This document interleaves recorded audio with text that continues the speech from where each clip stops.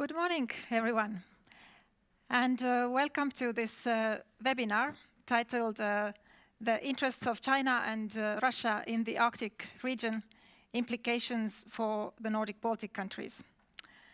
This event is organized by the Estonian Foreign Policy Institute, which is part of the International Center for Defense and Security, in cooperation with the Finnish Institute of International Affairs and Konrad Adenauer Stiftung.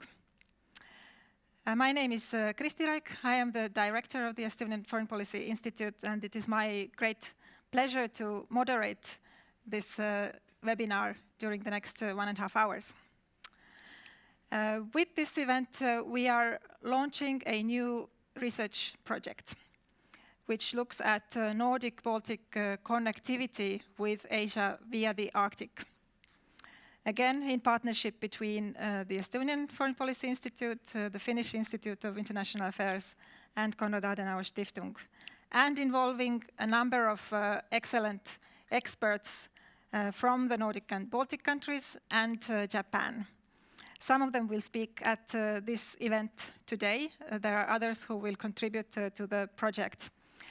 And this project is managed by myself in cooperation with BART GAENS, my good colleague from the Finnish Institute of International Affairs, and Frank Jüris, our junior fellow at the Estonian Foreign Policy Institute, who is sitting next to me here. I want to thank already at this point our partners for great cooperation in getting started with the project. So why are we looking at this topic? The Arctic region is of increasing geostrategic importance and increasingly important for the Nordic-Baltic region, including regional security. It is becoming more and more an area of great power competition, where we are seeing the interests of Russia, the United States, increasingly also China, interacting and sometimes clashing. Furthermore, there are new economic opportunities in the Arctic region and possibilities to develop connectivity between northern part of Europe to Asia via the Arctic region. So this project will actually focus on the risks and opportunities that are involved in increased connectivity via the Arctic region and interdependence between the Nordic-Baltic countries and Asia via the Arctic. So we will be analyzing the interests of the Nordic-Baltic countries and other major stakeholders, and looking at the risks and opportunities that are involved in the connectivity projects or potential connectivity projects. What makes the topic even more important for Estonia right now is that Estonia yesterday submitted an application to become an observer at the Arctic Council. Currently, Estonia is the closest country to the Arctic without being an observer in the Arctic Council. Now, a couple of words on the working methods. We have a small number of audience physically here, and a large audience following us via Zoom. So those of you who are following over Zoom, you can use the Q&A function to pose your questions. So after the presentations, I will be picking your questions from the Q&A. And before I introduce our 4 great speakers, I would like to give the floor to representatives of our partner organizations. First of all, BART GAENS, who is project director at the Finnish Institute of International Affairs and co-leader of this project. BART, please, over to you. Thank you, KRISTI, and good morning also on my behalf, and welcome to everybody to this seminar. My name is Bart GAENS. I'm a senior research fellow at the Finnish Institute of International Affairs in Helsinki, and I'm also a project director of the Center on US Politics and Power at the same institute. As KRISTI said, today's seminar that is focusing on the interests of China and Russia in the Arctic region is part of a bigger project on Nordic-Baltic connectivity with Asia via the Arctic. And I think that the Finnish Institute of International Affairs is very happy as well as honored to be cooperating with the Estonian Foreign Policy Institute, as well as with the Konrad Adenauer Stiftung in this important project. I think indeed it's quite an important project because firstly, it is about connectivity. Connectivity is about bringing countries, economies, peoples, and societies closer together. And I think it's currently the number one buzzword, let's say keyword of the day in global affairs. Secondly, it's about connectivity with Asia. It's often said that if the 19th century was European, the 20th was American, then the 21st century is Asian. I think this is not about to change, and this certainly also has implications for Europe as well as for the Nordic-Baltic region. And thirdly, I think this is an important project because it's about connectivity with Asia via the Arctic. The Arctic is a very fragile region. It's heavily affected by climate change, but it's also, like KRISTI said, a region that is increasingly marked by competition as well as contestation. It is indeed quite telling that Estonia just yesterday applied for a permanent observer status in the Arctic Council. So on those words, I would like to just say that I'm looking forward to discussions in today's seminar, which I think is a very important milestone, first milestone in this project. To close, I would like to thank the Konrad Adenauer Stiftung for their support. And on that note, I would now like to give the floor to Elisabeth. Yes, indeed. Elisabeth Bauer is head of, thank you very much, Bart. Elisabeth Bauer is head of the Konrad Adenauer Stiftung office of the Baltic states. And we have had great cooperation with you previously, Elisabeth. So I'm really happy to continue now with this new project, and thank you for all your support. Please. KRISTI, thanks a lot. Bart, thanks a lot as well for your words. And I have to say, we have been in good tradition in cooperation with you as well, KRISTI, as with the Finnish Institute already in former years. So it's just in years before. So this is just a follow-up in the tradition of cooperation. And I have to say, I think this webinar, although it has to take place online and not in presence, it couldn't be a better time to do so, because just after the president election in the United States, after you submitted your being observer status for the Arctic Council, and as well after the 26th of October, where Russia just said about the new Arctic strategy they did this year. And this is one next step, as they are now discussing that they felt much more unsure, unsafe in the northern part of their country because of the melting ice over there. And I have to say, today the Arctic or the Nordic-Baltic connectivity to Asia, it has to be a very special point of interest, because China is introducing their interests all over Europe in different phases, not only in the world, but as well on Europe. First of all, secondly, they are looking forward for the changing surroundings in the Arctic, because that's their chance to go there as well. And thirdly, I'm very proud, I have to say today, that we will have Japan with us, because if anybody knows for a lot out of tradition how China is thinking, how China is working, I think the Japanese will be better than all of us, because they are observing it for a longer time very closely. But anyway, today we have to see as well that out of this project we might even find out to see the changing and challenging circumstances in the Arctic. It's not only direct security policy regarding tanks or something like that, or regarding ships and icebreakers and so on. But the main problem, which will really arise as well, could be the melting ice, because it will be a problem for the environment. It will be as well challenging times regarding the economy, because if you see that, then we come back to the icebreakers. There is no military involvement, but those who can keep the Arctic ice free in some years, it will be mainly Russia, because they've got the most icebreakers around. And this is one of those times, those things where we have to discuss what is this meant, what does this mean for all the countries around. And regarding Russia, you have to see that they already started another way of acting in the Arctic. They are still using the traditional way of their narrative for the Arctic. That's a very good cooperation. But beside of that, they are already trying and going into the way of having more active way of military presence in the Nordic, even in the North Sea, in the North Atlantic part. And so I think we have to observe very carefully what Russia is looking for, but I think Pavel will have some words on that as far as I know him. So I'm very much interested what will be today in the discussion and what will be in the workshop later on. And thanks for the cooperation. Thank you, Elisabeth. Indeed, Arctic has been a region of cooperation in recent decades, but more recently, increasingly, the attention is moving to security risks and tensions.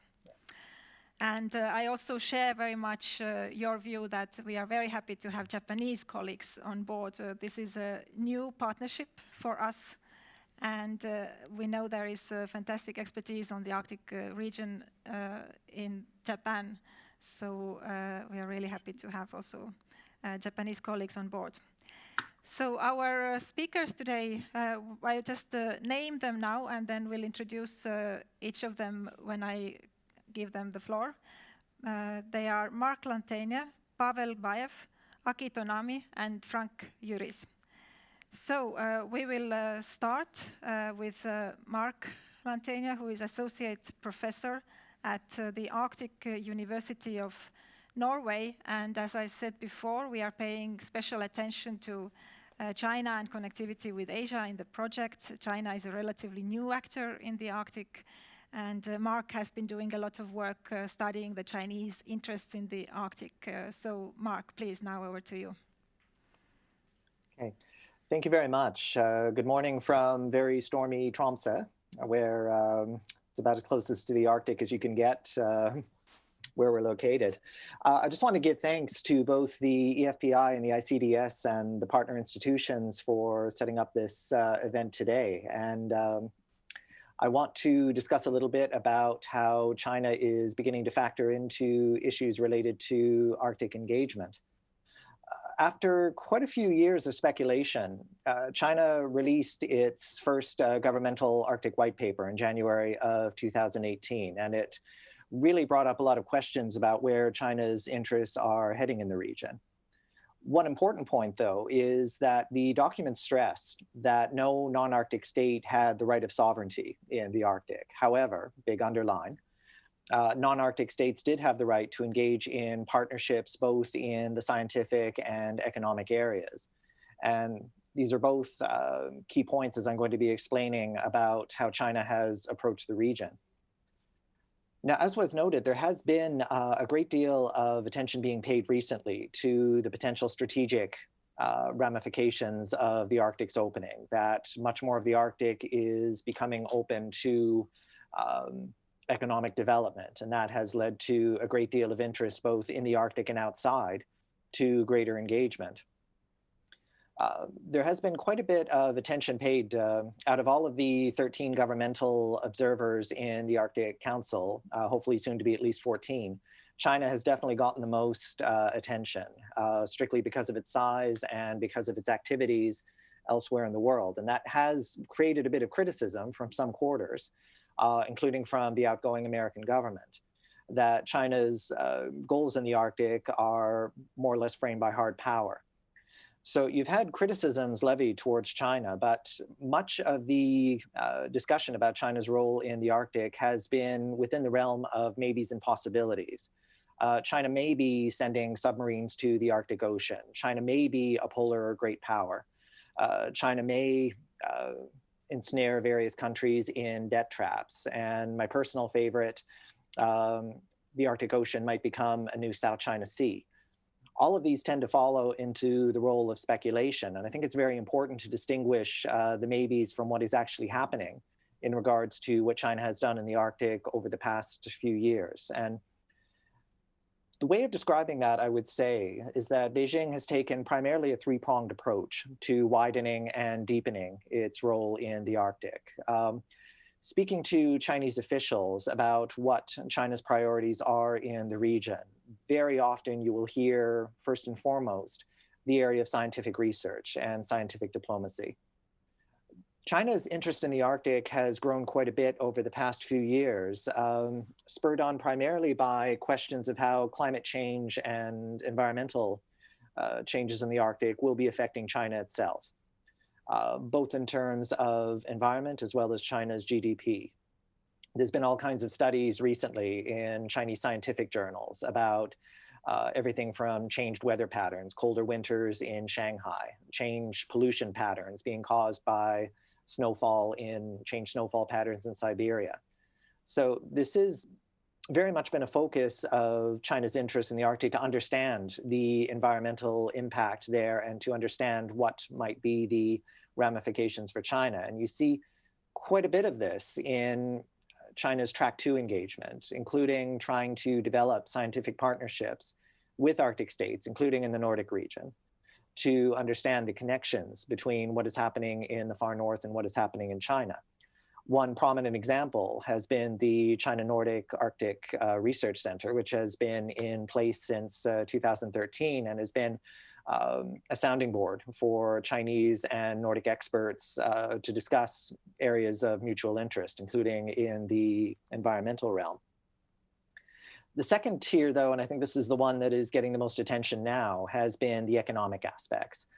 China has made it very clear that it wishes to engage the Arctic in various economic projects. And there's been a lot of attention paid to the area of shipping, the development of the Polar Silk Road with Russia, as well as China's interest in extractive industries, with Greenland getting quite a bit of attention, but also more recently Canada.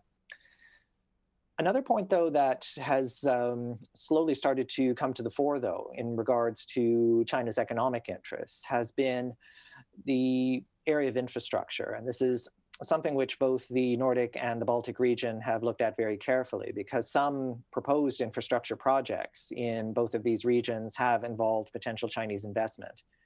I'm talking primarily about the very long discussed Arctic Railway between Kirkenes, Rovaniemi, and potentially other areas of the Nordic region, as well as the also very long discussed Helsinki Tunnel project, which has also sparked interest in potential Chinese investment. At the same time, China is also seeking to develop other areas of economic cooperation. Free trade negotiations are going on right now here between Norway and China, and an agreement already exists with Iceland. So economics are very much forming a part of China's overall interest. Now, the third tier, and the one that is, again, just starting to really come to the forefront, is China's interest in Arctic governance. China is an observer in the Arctic Council, and much of its work, like the other observers, is focused on the working groups. And the Chinese government has made it very clear that it has no plans to alter that status. However, there's also been a very concentrated push to look for other ways for China to engage various regimes in the Arctic more directly. And we're seeing examples of this with issue-specific areas, such as the recently developed Polar Code, the agreement on fishing moratorium in the Central Arctic Ocean, and again, in various Track 2 regimes, including conferences such as Arctic Frontiers and Arctic Circle.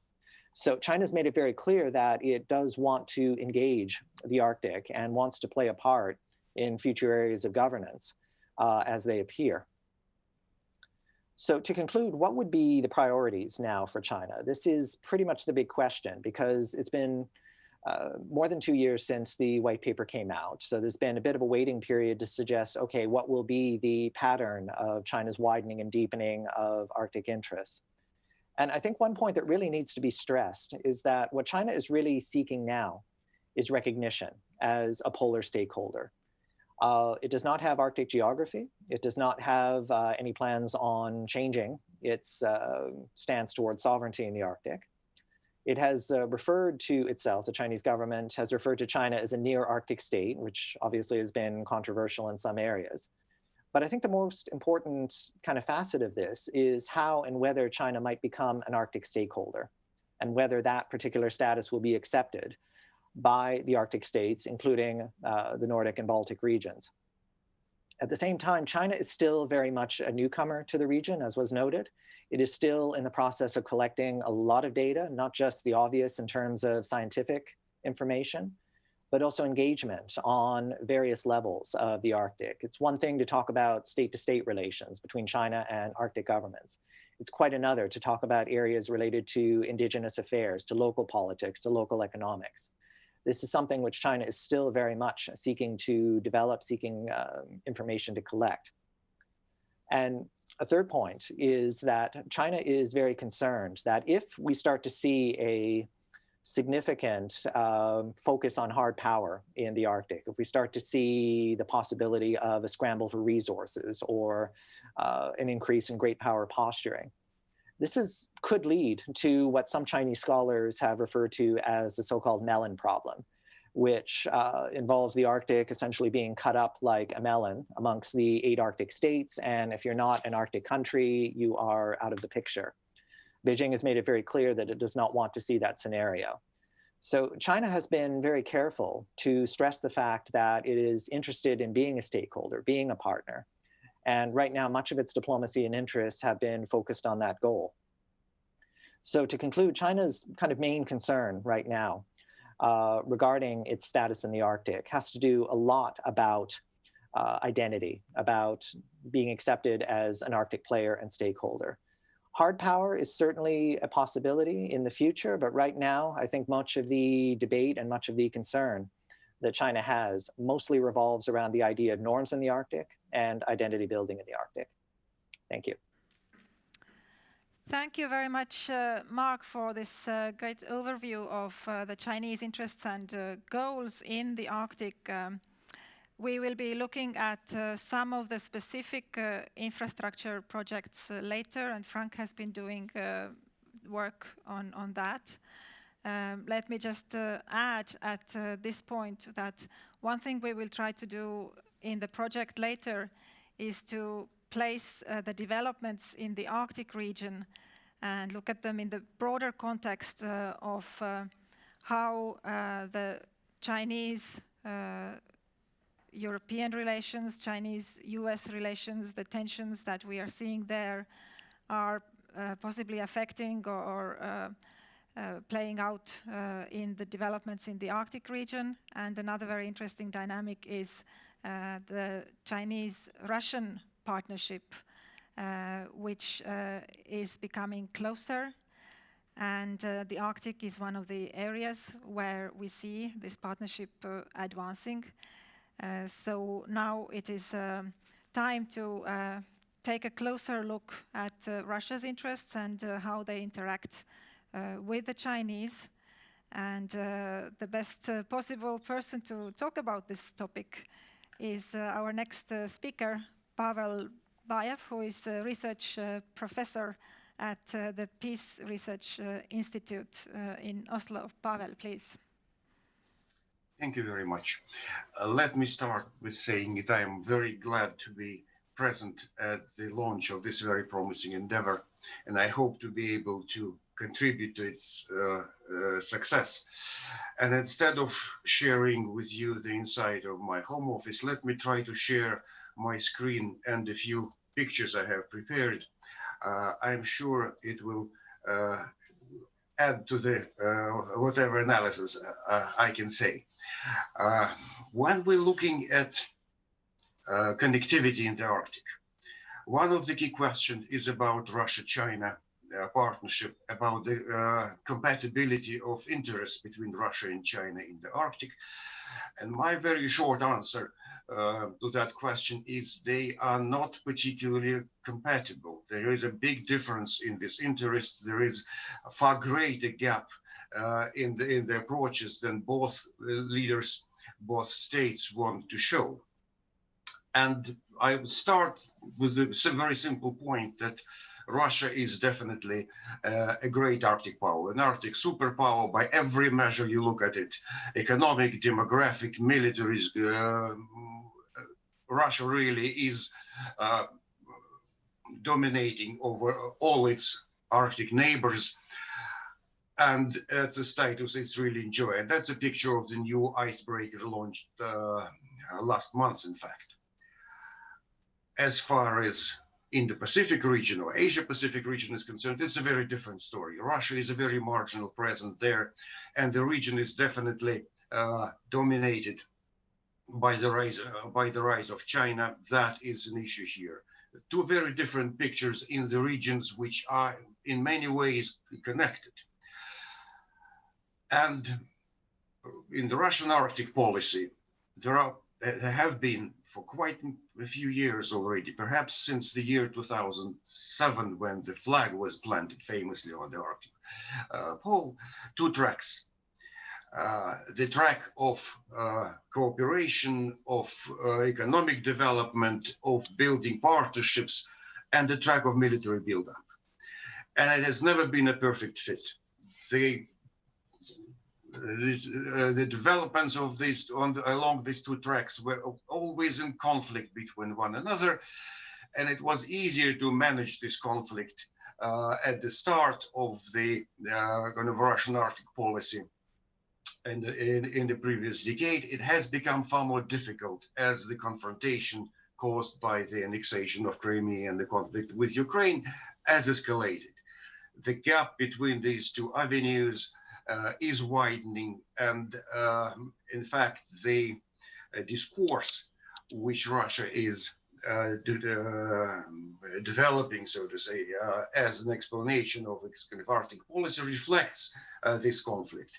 Every Arctic document, including this one approved earlier this year and the one approved last month, reflect this intention to both develop cooperation and build up its military strength.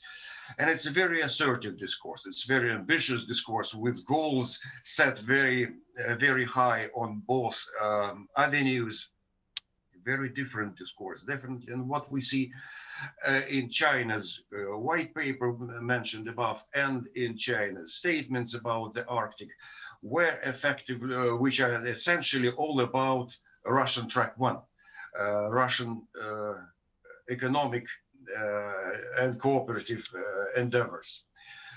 And what is interesting, certainly, about Russian Arctic policy is how closely President Putin is involved. For him, it's not just another Russian neighborhood. It is a matter of a lot of personal interest, engagement.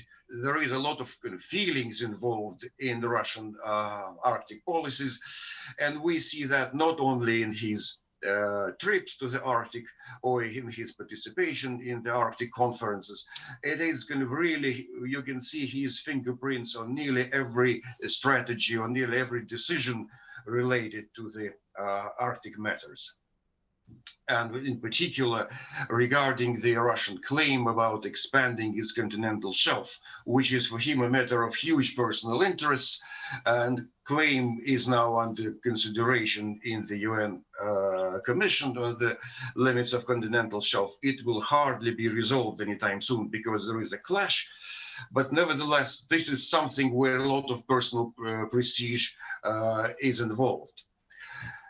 What is characteristic about this Russian vision of the Arctic is that the whole proposition about competition and clash and kind of rush for Arctic resources, about the geopolitical contention, which again is present in nearly every document, is essentially false.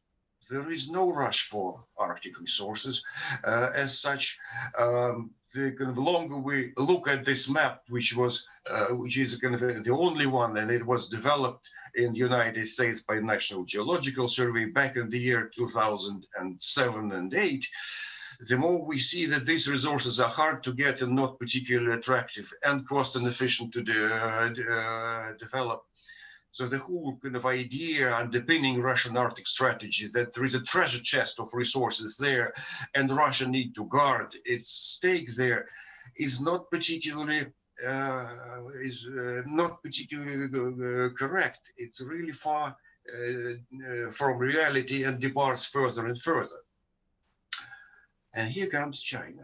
China, which has a very pragmatic attitude towards these resources. It's not really in the rush to get them. It has invested a little bit in the development on Yamal, and this little investment has done a huge difference in the Yamal Peninsula. China is proceeding along this track of economic development and cooperation very carefully with small footprints that do make big difference in the Arctic region, because nobody else is in fact doing very much there. And the more Russia tries to put an emphasis on this track, the more problems it discover. And I will not even speak about the melting permafrost or Russian rotting infrastructure. I will just point on this bridge which collapsed earlier this year, and it's the only bridge which connects the huge Murmansk Oblast with the mainland, so to say. This bridge has seen a lot of use, but very little of maintenance. It collapsed earlier this year, and it took a month to rebuild it, during which the whole Murmansk Oblast was effectively cut off.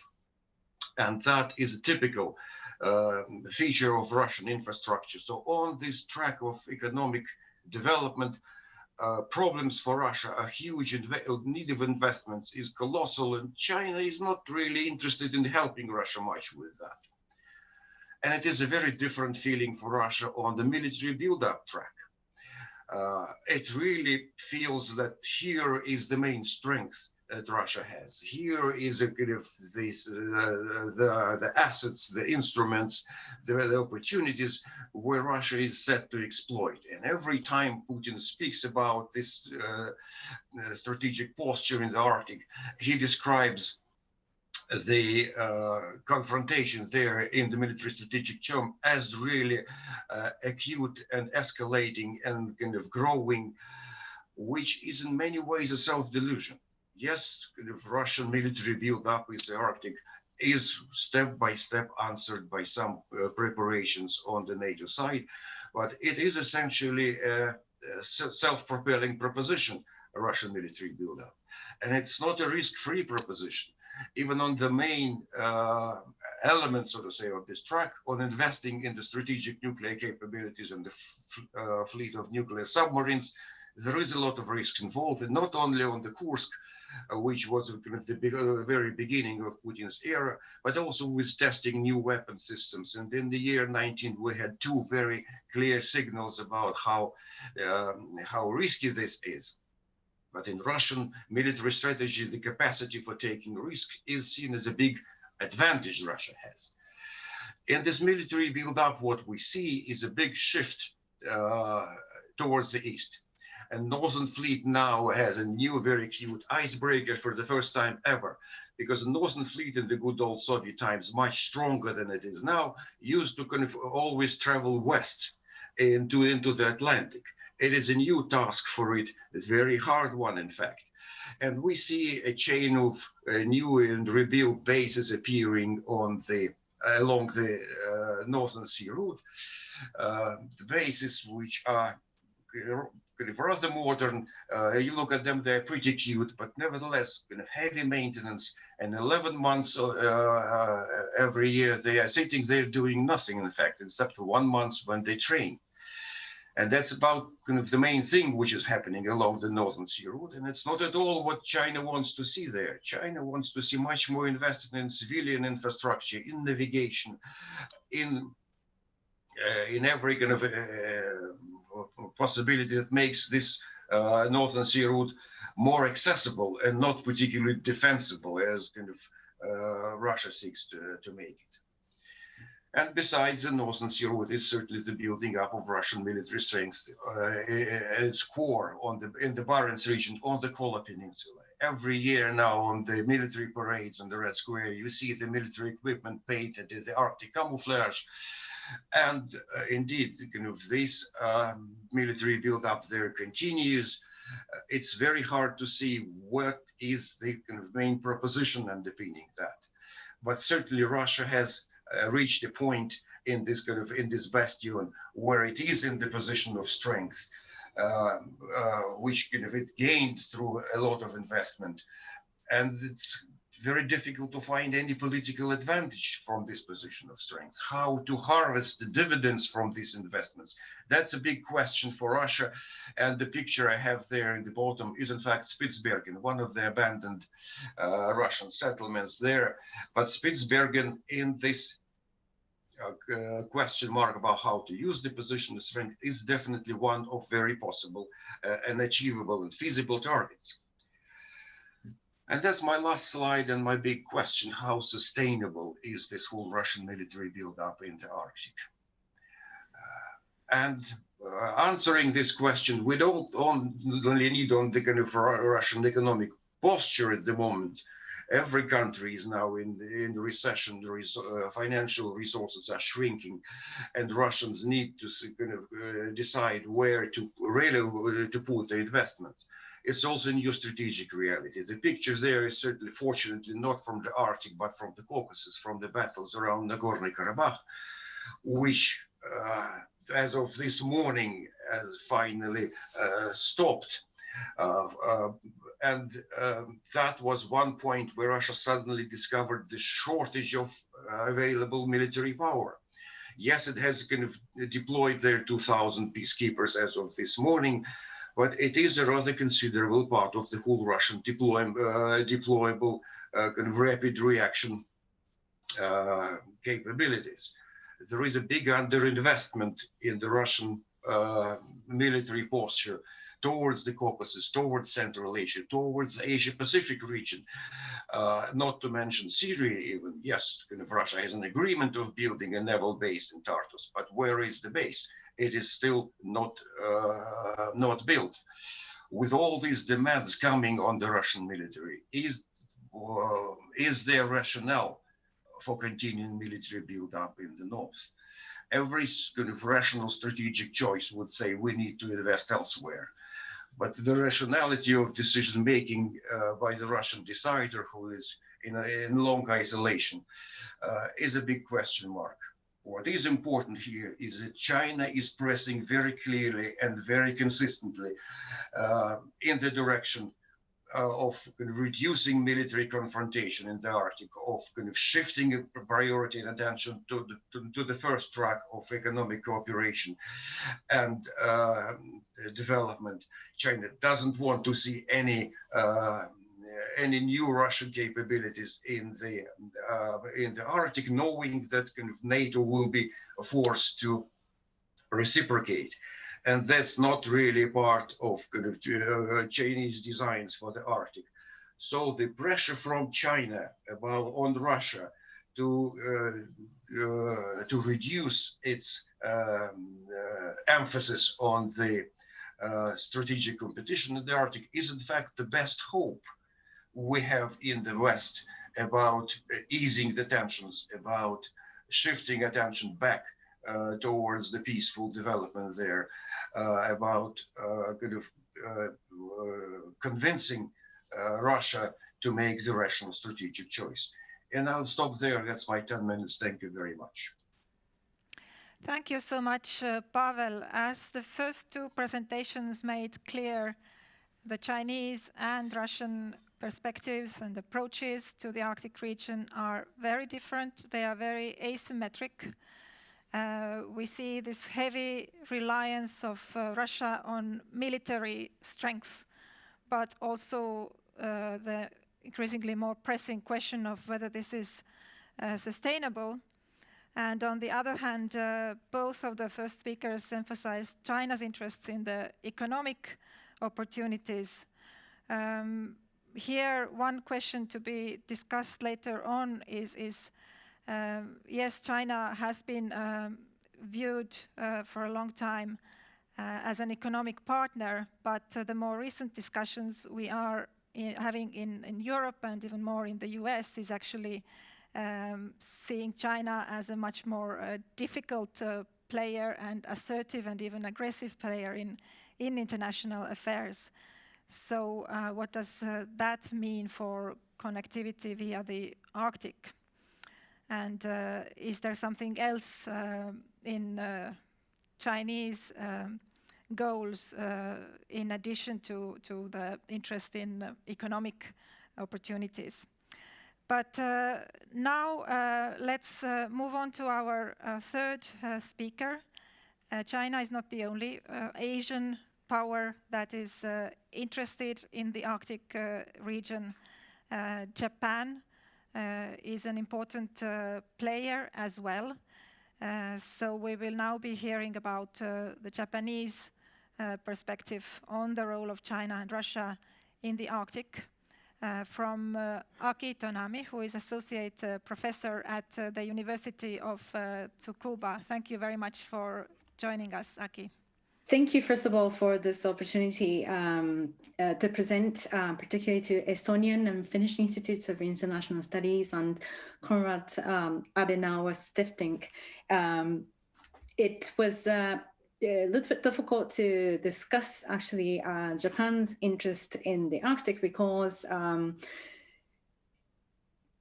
I understood, having lived and worked in Denmark, which is one of the Nordic Arctic countries, people often talked about Asia, but they actually meant China. So I wanted to actually emphasize that Asia is not China, and Japan is, of course, part of Asia, and in particular, there is a strong commonality between how China, Japan, and South Korea view the Arctic, and they are from different angles.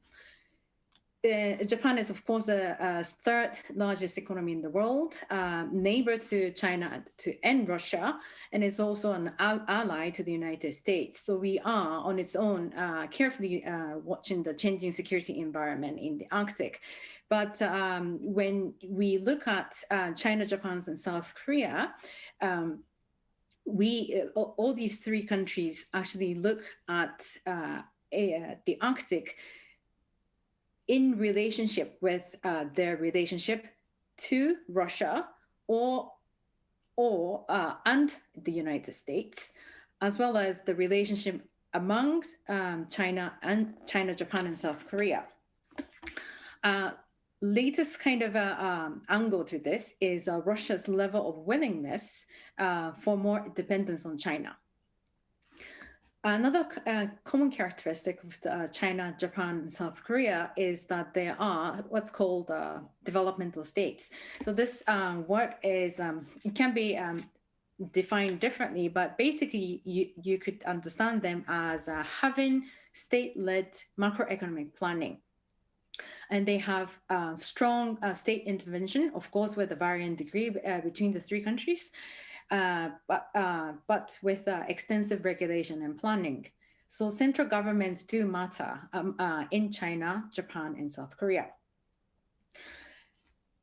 And CJK, China, Japan, and South Korea, when they look at the Arctic, they have this, they share this broader sense of security, which is to do with energy security, also to do with climate change, and to an extent, food. But this is reasonably a minor sense of security. As recently as Professor LANTEIGNE mentioned earlier, indicated in the agreement to prevent unregulated high seas fisheries in the Central Arctic Ocean. So there is always a competition and cooperation among China, Japan, and South Korea about these components of the broader sense of security. Lastly, how does then Japan understand China's interest in the Arctic? So this also is in a way understood kind of from Japan's understanding of China's foreign policy in general. And China's kind of a recess, particularly after Xi Jinping came into power, China's foreign policy became, or its external relations became very defensive, and related to Japan and the Arctic, China seemed to manage to win Russia. And within China, there's internal competitions to promote various initiatives, whether it could be Belt and Road Initiative or Silk Road, or particularly relevant to the Arctic is the military-civilian integration and the implementation of the Earth monitoring system, which is related to their new satellite system. And as the philosophy of their external relations related to military, they very much base their ideas on US Admiral Mahan's philosophy of sea power, which they regard the role of merchant marine rather important. But Japanese government, as well as businesses, although they very much welcomed the recent US sort of reasonably strong stand against China, they know that it is, in practical terms, impossible to completely decouple from China. So the Japanese government or policymakers are trying to find ways to kind of look on the surface as if it's Japan is decoupling from China, but at the same time somehow make profit from entering or doing business in China. And this, I suspect, is also a shared view with Korea or South Korea, or even amongst Indo-Pacific countries, other Indo-Pacific countries. And so, since I don't have too much time, I'm going to quickly go through different sort of components of security, broader sense of security in Japan towards the Arctic. The first is the energy security. Please, it's rather important to take note that because of fragmented geography and oil resources are distributed so unevenly, transporting oil by pipeline is extremely limited to China, Japan, and South Korea. So the ability to diversify supply sources and transport routes are vitally important for these three countries. And as Professor Baev mentioned earlier, Russia is actually quite dependent on China, particularly to do with energy exploitation development. But at the same time, Russia wants to avoid a situation completely dependent on China. Therefore, it reached out to countries like Japan or South Korea as well. And there has been a recent, very political project with a strong initiative, a leadership by former Prime Minister Abe, is the Mitsui's investment in Novatek Arctic LNG, which was done in 2019. But this came out with a mixed bag of results. Mitsui, as a quarterly profit, has dropped by 50%. As the prices of resources, including oil, fell due to COVID-19, and the investment in the Arctic LNG project also became a burden. So it kind of left another impression to Japanese businesses about the difficulty of doing business and doing business with Russia under the current political climate. So there's a kind of criticism that Russia kind of failed to attract Japan and as well as South Korea to invest in the Far East Russia, which unfortunately could make Russia even more dependent on China. Next element is also related to energy, but it's shipping. In relation to the previously mentioned project by Mitsui, the ice-breaking LNG vessel, which is operated by Mitsui OSK Line, arrived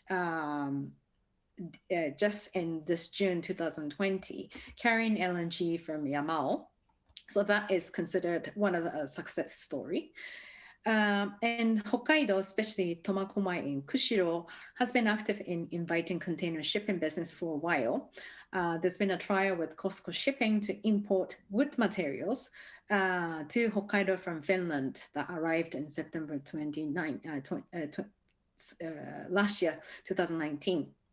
But as you may know well, the container shipping industry been hit hard by COVID-19. And there was a discussion about promoting Arctic cruise business in Japanese shipping industry, but that has also kind of halted due to COVID-19. There are new developments other than this energy and shipping, which is related to the broader sense of security to do with energy. One is the plant factory built in Sakucha Republic, which I think is also related to more kind of political economy initiative promoted by the former Prime Minister Abe to increase some kind of bilateral link with Russia in Far East Russia. And the second, last but not least important project is something called Arctic Connect, which is a submarine communication cable project led by Finland to connect Europe and Asia. And apparently the cable is supposed to run along the Northern Sea route, and then Hokkaido, where they claim that their cool climate is suitable for data centers and already have a wide range experience of hosting data centers. They are trying to make Hokkaido as a port of discharge. So why does this matter? Why does this matter to Japan or its relation to the Arctic? Is because there's been a similar project that was led by the Chile government, Chile optic fiber submarine cable project, which was originally going to be commissioned to Huawei Marine System. But apparently there was a pressure from the US government to the Chile government to not to use Huawei. And instead, the Japanese company, NEC, and their proposal to connect Chile, Auckland, New Zealand, Sydney, Australia, and Tokyo for the first fiber optic cable over the other proposal by Huawei, to connect Chile, Shanghai, and China. So as far as I know, if I'm mistaken, please correct me, but the last time I saw the report, I think the Huawei Marine System was still somewhat involved in the Arctic Connect. So this, depending on the direction of foreign policy of the US government, this might somehow be important for Japan as well. Lastly, on opportunities and risks, to further, my impression of talking to our Nordic colleagues related to Russia and China in the Arctic, they are kind of at loss or even puzzled that their kind of a backyard, which was peaceful Arctic, became the kind of a stage or a theater of great power politics. And in that regard, Japan can definitely offer sort of another alliance to, in a way, hedge or avoid a direct impact of this great power competition in the economic sphere.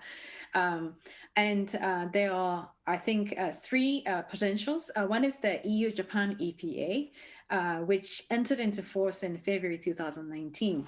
And this has been very successful so far, but Nordic-Baltic countries are not at forefront in using EU-Japan EPA. So in that regard, there's definitely a room for better cooperation.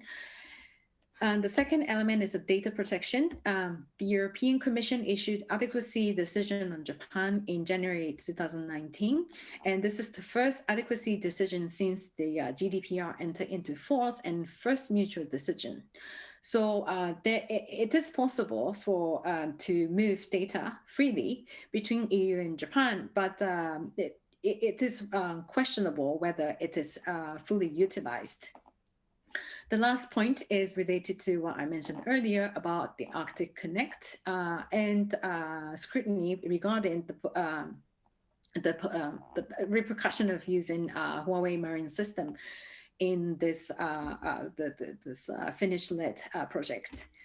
So on that note, that is the end of my presentation. Thank you for listening. Thank you so much for excellent analysis and also for pointing to very concrete ways how it could be possible to put some limits on the impact of great power competition on the economic prospects in the Arctic. And now we move on to our fourth speaker, Frank Kiris, Research Fellow of the Estonian Foreign Policy Institute at ICDS. As mentioned before, Frank has looked closely at some specific connectivity projects that are very much at the heart of our project. Digital Silk Road and Helsinki Tunnel both have been mentioned before. So Frank, please, now the floor is yours. Thank you. And thank you for very interesting presentations and looking forward to the discussions in the workshop session. So without further ado, I will start with my presentation. My presentation is titled Handing Over EU Strategic Infrastructure to China, the Helsinki Tunnel and Arctic Connect. Both projects should be seen in the larger framework of the Belt and Road Initiative that by its design is made to improve trade with China and its neighboring countries, but not only with its neighboring countries, but also create alternative trade routes to its target market in Europe, be it land-based belt part or be it maritime Silk Road. And in addition, they are also meant to deal with the overcapacity that Chinese infrastructure projects have led to, and also deal with, as the infrastructure projects in most cases have been finished, then to deal with the unemployment in the state-owned enterprise sector of China. And as a sub-branch of the Belt and Road Initiative is the Digital Silk Road, and to large extent first introduced in 2015. Today it consists of 4 different parts. One of it being infrastructure. By that, Chinese are hoping to promote its capabilities in building infrastructure in the form of data centers, undersea cable networks, and also 5G connectivity or networks there. It also comprises of technology, and by technology it is meant to be focused on AI, quantum computing, and as previously mentioned, satellite navigation that is very much connected with the Arctic. And in addition, it also combines of the e-commerce. By e-commerce, they have in mind promoting mobile payment technology, internationalize their currency, and also build e-commerce free trade regions. And of course, one big subset of Digital Silk Road is also promoting centralized internet governance practices that to large extent differ from the Western prospect of free internet. And as already mentioned before, China's Arctic policy mainly sees cooperation with Arctic stakeholders in Arctic research, in logistics, using or putting in use this Northern Sea route that promises to deliver much shorter transfer time in comparison to the southern route that is also visible here on the screen. Also collaborating with the Arctic stakeholders in exploration and exploitation of natural resources, and left out from the slide is building maritime building ice-class vessels that Nordic countries and especially Finland is well known of. So the Helsinki Tunnel project should be also seen in the framework of one part of the Belt and Road Initiative, the Polar or Arctic Silk Road, that has also been stated by the Chinese officials here in Estonia. And this project is promoted by private company Finnish Bay Area Development, whose most active member or the head of the company is Peter Vesterbacka, known for his game development by the name Angry Birds. And this project foreseen to connect two capitals of Finland and Estonia, Tallinn and Helsinki, via the undersea tunnel with a length of over 100 kilometers, is estimated to cost between 15 to 20 billion, and with the most optimistic time frame should be finished by 2024. Estonian Ministry of Economy and Communications and already stated recently that this project, that they will not go on with the project with the feasibility studies or environmental preliminary studies due to economic, environmental and security risks involved. But nevertheless, Peter Vesterbacka is determined to continue with the project. And this project, as it first was introduced, it also involved or included Arctic Silk Road that is meant to connect the port of Kirkenes with the city of Rovaniemi, with the railway. And if this railway would be built, it would connect together with the tunnel Kirkenes Arctic region to the heart of Europe, Berlin, because Estonia and Baltic states are building already Rail Baltic connecting Baltic states with Poland. But the feasibility study of the Arctic Railway project was found by the Finnish Ministry of Economics and Communications unfeasible with the current trade going on between the Arctic and Europe. But for China, this is of course a win-win outcome because the finances will be provided most likely by the Chinese state-owned banks. And in this case, the Helsinki Tunnel is represented by Chinese company Touchstone, and construction will be carried out as the MOUs have already been signed between Finnish Bay Area Development and 3 Chinese state-owned construction companies. So China would be the financer and make profit from the interest, and also will be the carrying out or the constructor of the project in a way, and gaining profit from there. And in addition, China would gain political leverage for decades. As was mentioned before, that there are a lot of ifs with China's rise or China's plans or with the Arctic, then we shouldn't forget, or this is part of this longer narrative of China's peaceful rise. But in recent history, we have seen several occasions that China's rise might not be that peaceful after all. In 2008, when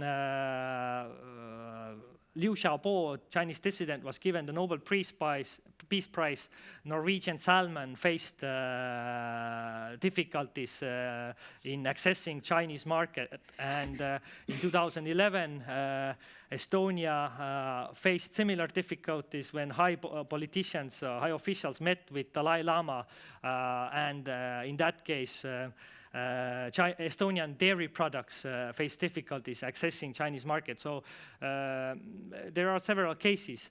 And in talking about infrastructure, the most recent cases are with 5G technology, and from Sweden, that when Sweden declared that they are not using Huawei technology in building its 5G technologies, then China threatened to sanction Sweden. So threats before infrastructure or strategic infrastructure is built is almost like a guarantee that when these projects are finished, they will be used against the recipient country.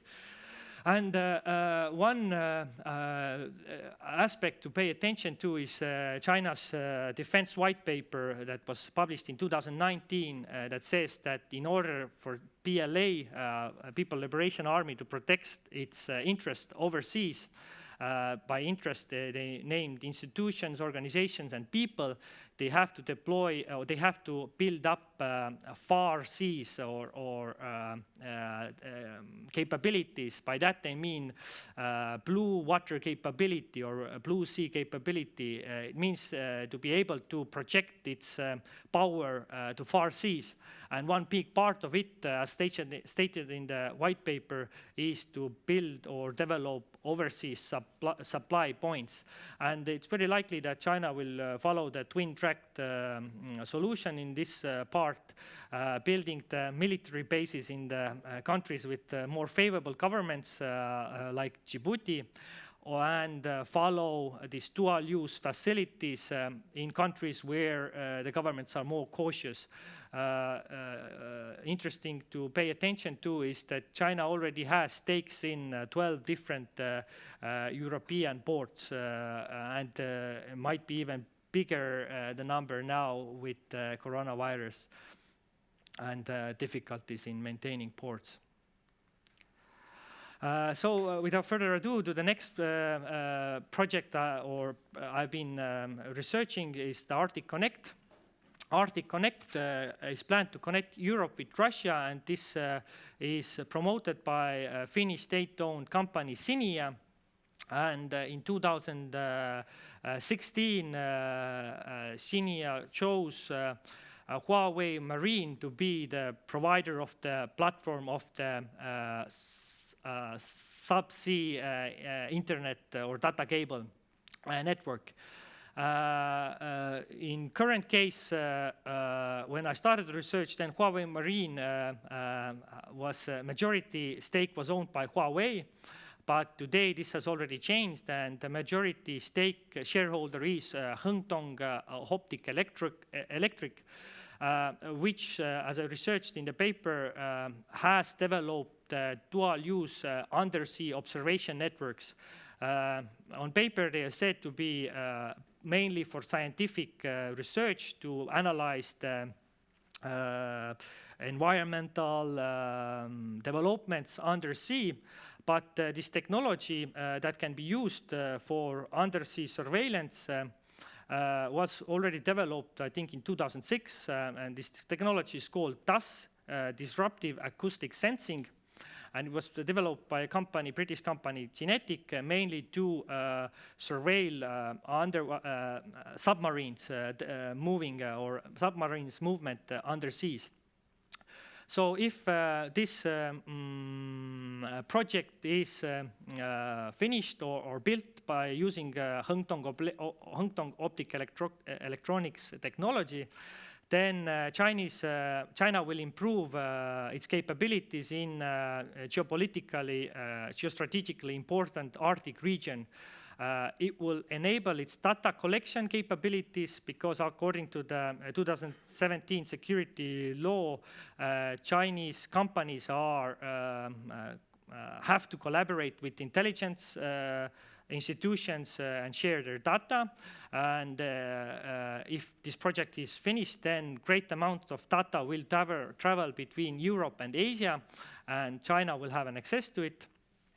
In a way, also, China's data protection will improve because no longer will its data travel between Europe and Asia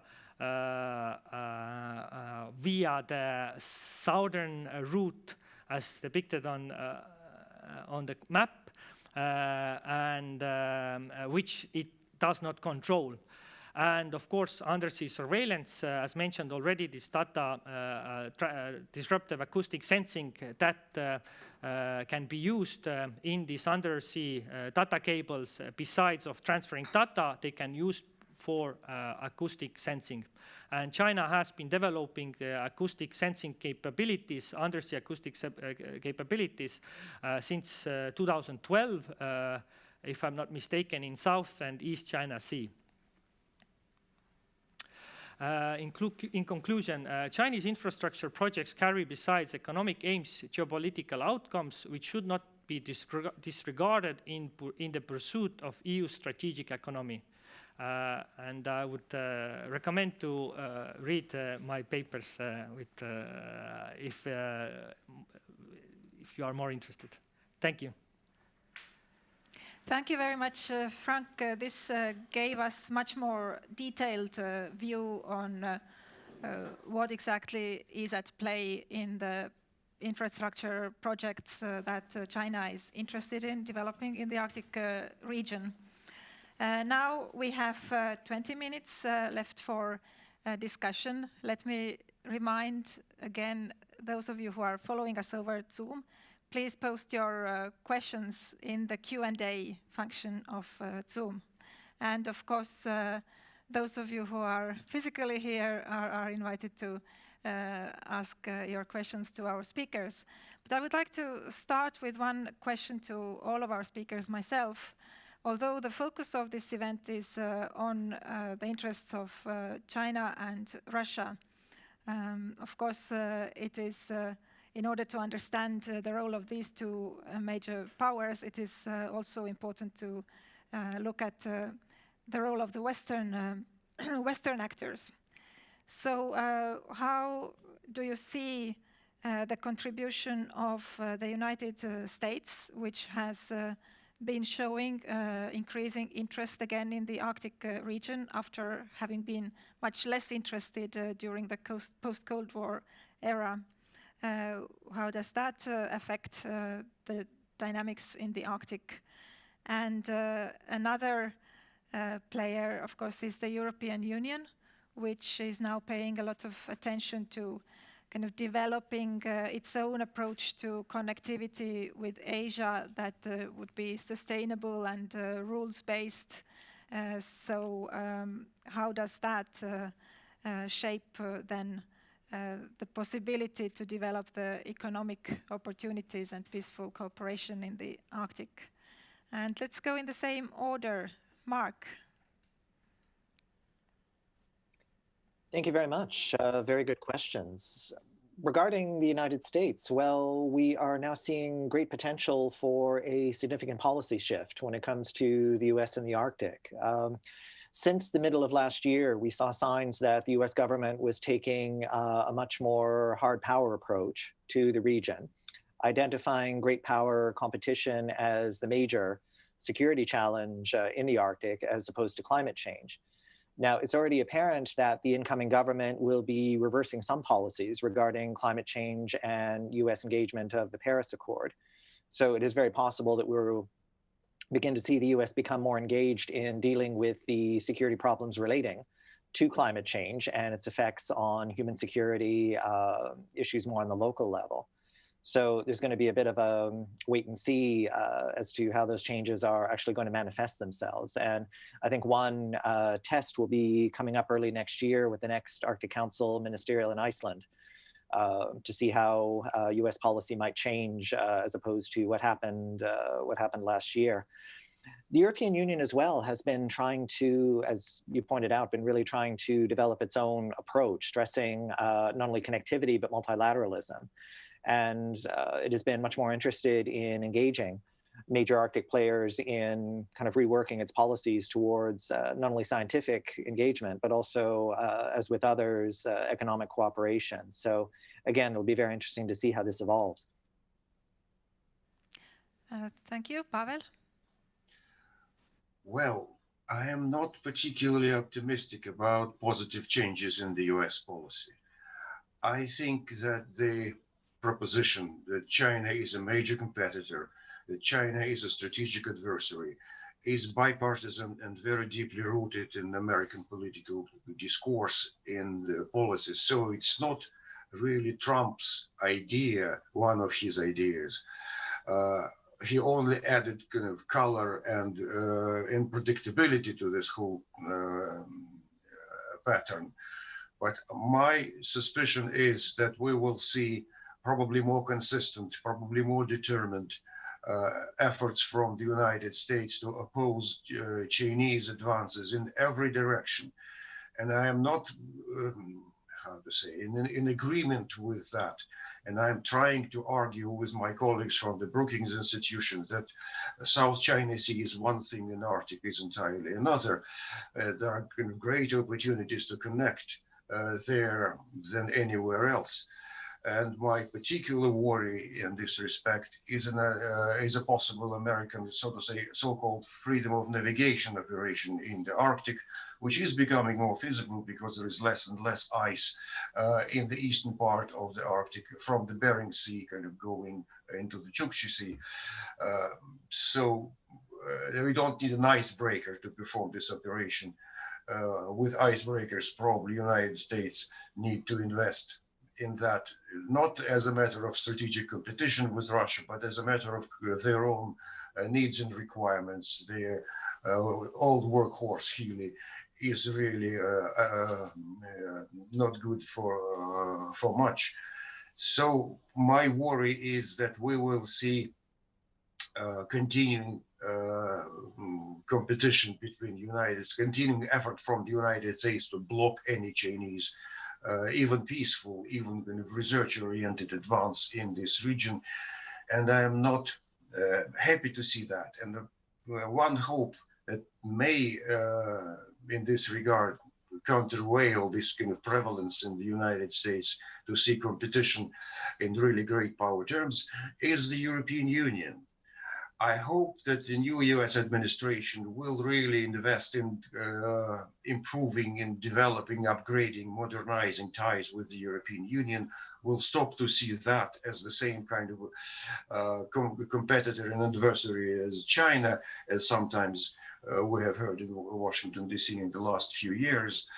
And through that connection, I hope the European Union will be able to influence some of the aspects of US policy in the Arctic region, which may become, again, one area where common language, a common position between Europe and United States can be developed. I'll probably stop here. Thank you. Thank you very much. Aki Tanami, what is your view on the US and EU role? Yes, thank you. My impression, living in Tokyo, it seems that there are different strands of sort of messages coming from the United States. One is the presidential office, the second is the State Department, and last one is Alaska, state of Alaska. And they seem to have different priorities. And within the State Department, there seemed to be a disconnect between economic or commercial section and the political section. So the political section, as well as the presidential office, are very much keen about, of course, the security environment on the Arctic, in the Arctic. But since, as I mentioned earlier, Japan's interest is mostly sort of economic-focused, comprehensive security, it doesn't really align with the kind of the economic or commercial sort of promotion of bilateral relationship between the US and Japan. So it really depends, I think, of all these three actors, whether they can come up with sort of unified strategy or direction on how they're going to deal with different sort of components of the Arctic security, not just about military. But maybe perhaps one point that is going to be relevant for Japan and as well as Nordic and Baltic countries is the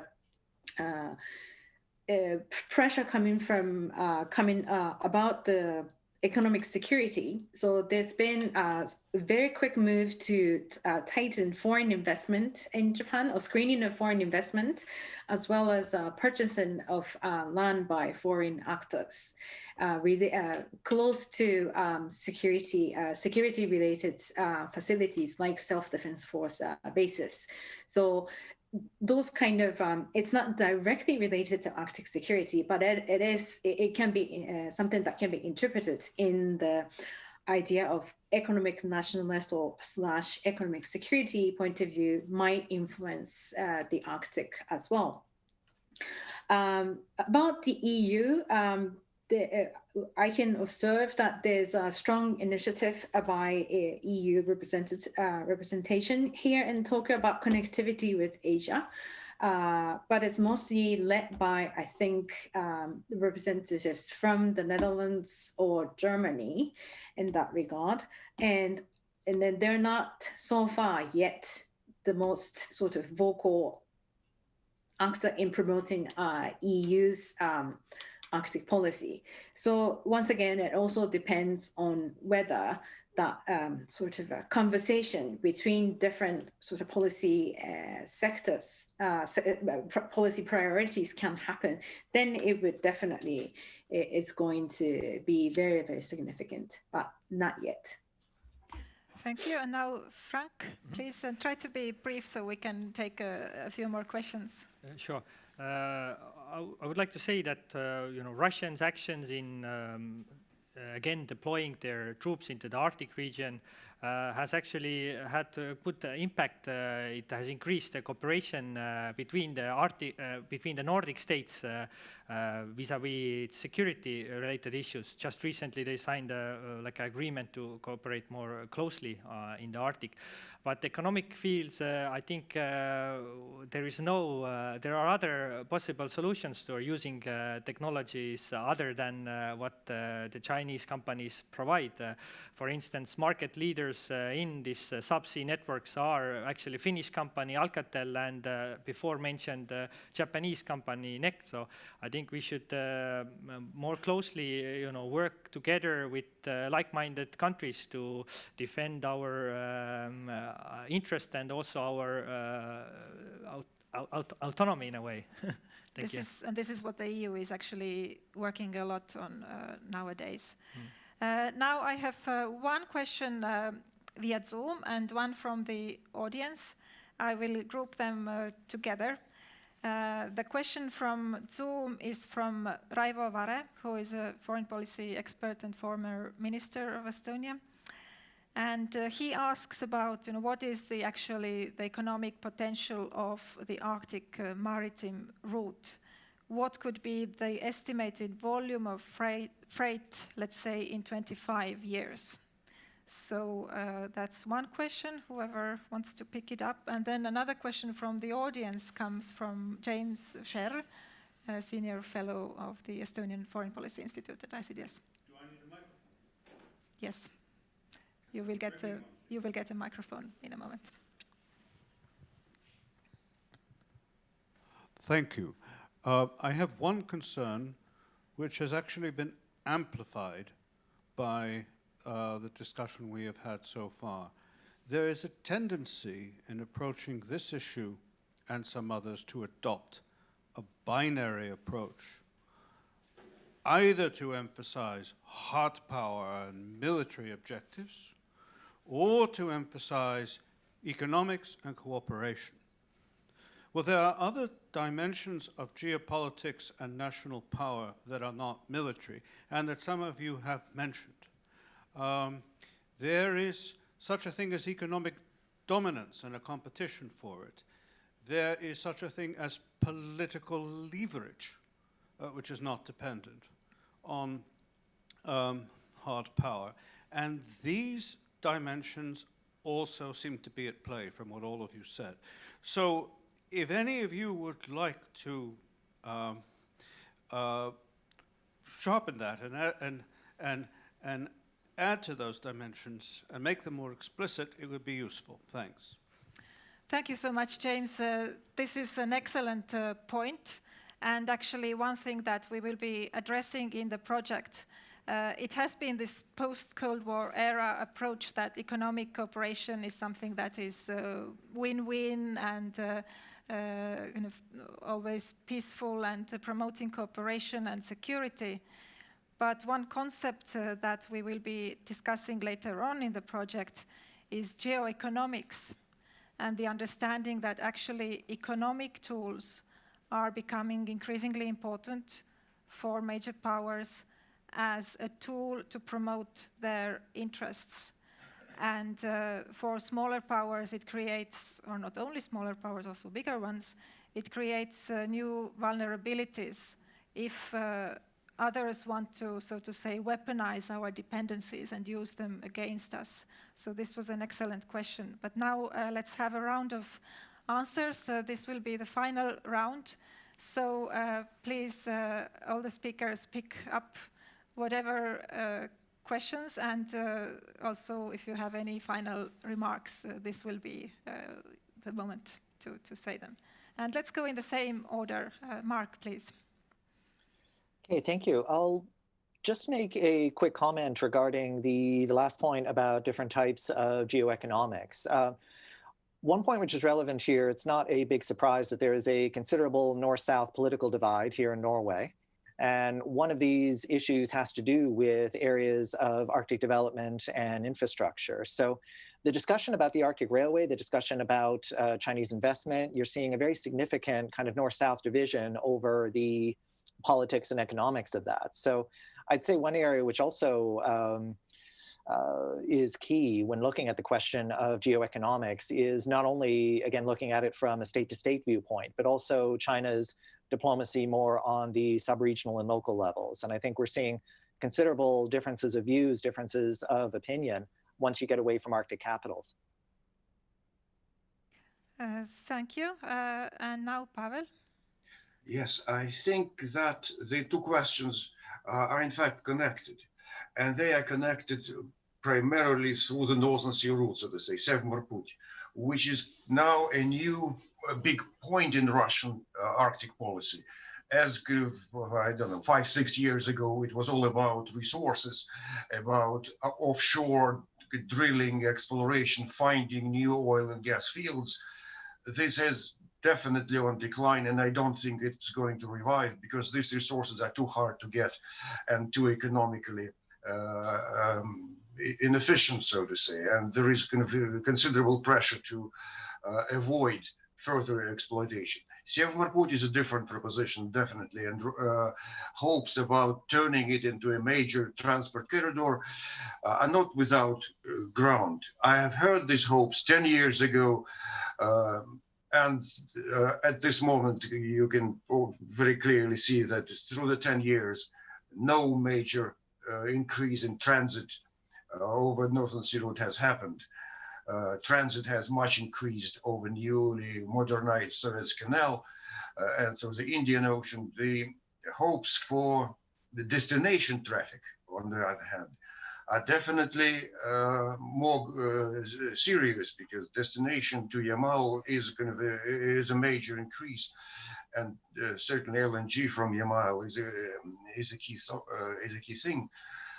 Whether Russia is able to make commercial sense out of the Northern Sea route is a huge question, and I think Russia is very concerned at the moment about the whole set of economic indicators in this direction. And that's why one of the drivers in the reshuffle of the Russian government this week, that too many economic goals, economic aims are unfulfilled and turning out to be unrealistic. So for Russia, the need in emphasizing the economic development in the Arctic is very clear, and the success in that direction generally requires much the same thing as success in other Russian economic goals. You need reforms, you need less regulation and more openness to the Western partners. And I don't see this happening. And I don't see any positive shifts in that direction. So I'm afraid that kind of Russia will go where its strength is, to military security, to power play, and will try to emphasize this direction in its Arctic policy where it feels stronger, where it feels more confident and generally understands kind of what this game is about, much less so in the area of research, economic cooperation, and other promising from the European perspective directions. Thank you. Aki Tanami, please. Yes, thank you. Related to, in response to the question that was asked, I think more knowledge sharing about China and about Russia is necessary amongst like-minded countries, and especially after the new security law was enacted in Hong Kong. There's almost like a kind of a shared idea in Asia that we can't change China. So if we can't change China, how to work with it? So, but in comparison, I think Asian countries very much lack the knowledge of Russia. So there is definitely a venue for more cooperation on that. And the second point is that related to the first point I said, all countries that are concerned about China and or Russia in the Arctic, we need to decide where the line is in terms of how far can we sort of work with China or not with, and then if it goes beyond this point, we must say no. So right now we don't quite know what they're up to, and therefore we don't know where to say no to either. So however, that means that for businesses in like-minded countries to acknowledge that the government is going to be somewhat involved in businesses. And in places like South Korea or Japan, we are reasonably comfortable with that idea. But I know in some European countries, that I think there's a strong belief that the government and businesses or private sectors should be strictly separated. So I think that discussion needs to take place in order to decide. Thank you for, yes, this very relevant point. Now the final comments by Frank, please. To the first question about the feasibility of the freight in the Northern Sea route, Russia's estimations for the 2025 are 80 million tons, but the Arctic Railway feasibility study done by the Finnish Ministry of Economics and Communication said that the project is not feasible because yearly freight doesn't reach 2.5 tons. So it's a lot of wishful thinking there, and as I understand, according to the Russian data, the freight doesn't reach 40 million tons currently yet. So, and as Professor Adenauer mentioned, that shipping sector is facing a lot of setbacks due to coronavirus, then this seems also not very likely to even reach 80 million tons.